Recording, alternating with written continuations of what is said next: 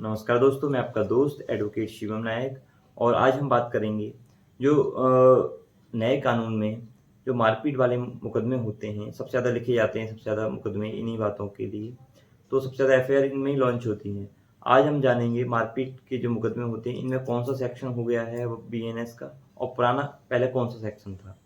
चलिए वीडियो को स्टार्ट करते हैं और उससे पहले मैं आपसे अनुरोध करूँगा कि आप मेरे चैनल को सब्सक्राइब कर लीजिए और वहाँ दिया गया बेल आइकन को प्रेस कर दीजिए ताकि जो मेरे आने वाली वीडियो हैं उनका नोटिफिकेशन आपके पास समय से पहले पहुँच जाए। आइए दोस्तों, अब हम अपने टॉपिक पे बात करते हैं। दोस्तों पहले जो एफआईआर होती थी, आपने उनमें देखा होगा 451 या 452 घर में घुसकर किसी के साथ मारपीट करना, पहले ही धारा लगती थी। पर अब जो नया कानून है उसमें कौन-सी धारा होगी?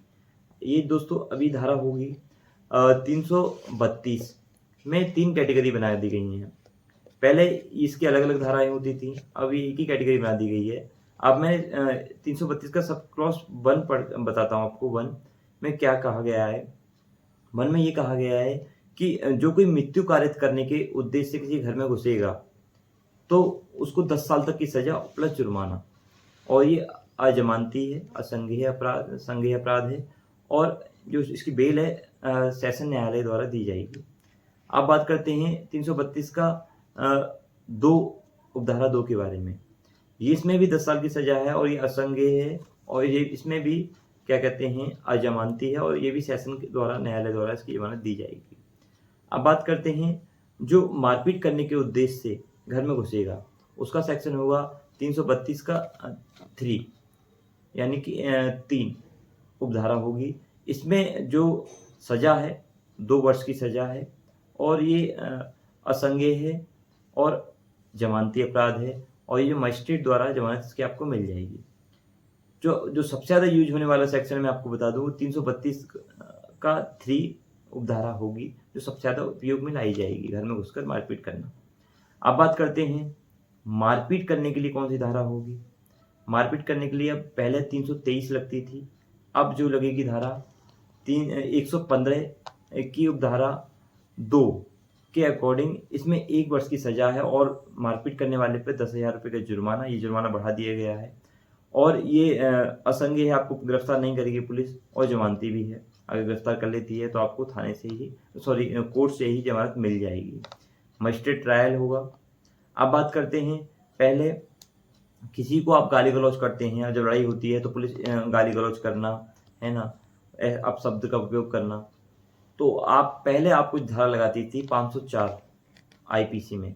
अब जो धारा लगेगी वो लगेगी 352। इसके अंदर 2 साल की सज़ा है प्लस जुर्माना है।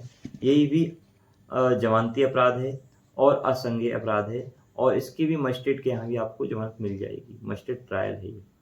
अब बात करते हैं आप किसी को धमकी देते हैं उसी मैटर में। धमकी देने के लिए भी नए कानून में 3 कैटेगरी बना दी गई हैं।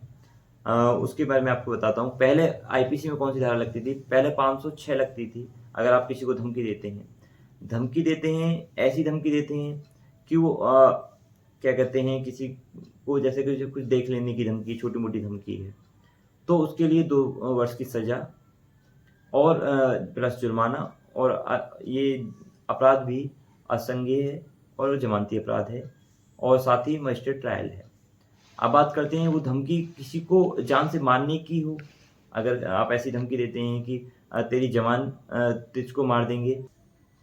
अब बात करते हैं धमकी देने की जो धारा है, पहले 506 लगती थी आईपीसी में, अब लगेगी 351 का सब क्लॉज़ 2 मतलब 351 का उपधारा 2 के अकॉर्डिंग इसमें 2 साल की सज़ा है और ये असंज्ञेय है और आपको थाने से ही कोर्ट से ही ज़मानत मिल जाएगी, साथ ही साथ मजिस्ट्रेट ट्रायल भी है। अब बात करते हैं धमकी आपकी ऐसी है कि वो आजीवन क्या कहते हैं, किसी को जान से मारने की धमकी है, तो उसमें आपकी सज़ा को बढ़ा दिया गया है। इसमें आपकी अगर ऐसी धमकी होगी, आप कहते हैं मैं तुझे जान से मार दूँगा, किसी को कोई ऐसी धमकी देता है या ऐसी धमकी है जो गंभीर उसको हानि पहुँचाने वाली है, गंभीर चोट पहुँचाने वाली है, हाथ-पैर काट दूँगा, अपंग कर दूँगा, ऐसी धमकी है, तो ऐसी धमकी के अकॉर्डिंग आपको 351 का 3 उपधारा 3 के उपधारा के अकॉर्डिंग 7 साल की सज़ा व असंज्ञेय व जमानती अपराध होगा ये भी, और मस्टर्ड ट्रायल होगा। मुझे उम्मीद है आपने जो पहले धारा लगती थी 332 और 115(2) और 351, 352 और 351 का 3, ये हमने जान ली। ये अब हमारे नए कानून में ये धाराएँ का उपयोग सबसे ज़्यादा होगा, इन धाराओं का उपयोग सबसे ज़्यादा हो गया। और जो एफआईआर है, मैं आपके सामने ये एफआईआर रख रहा हूँ, ये एफआईआर भी लॉन्च हुई है अभी भी, ये नए कानून के अकॉर्डिंग हुई है। दोस्तों मुझे उम्मीद है कि आपको मेरी जानकारी अच्छी लगी होगी। मैं आपका दोस्त एडवोकेट शिवम नायक।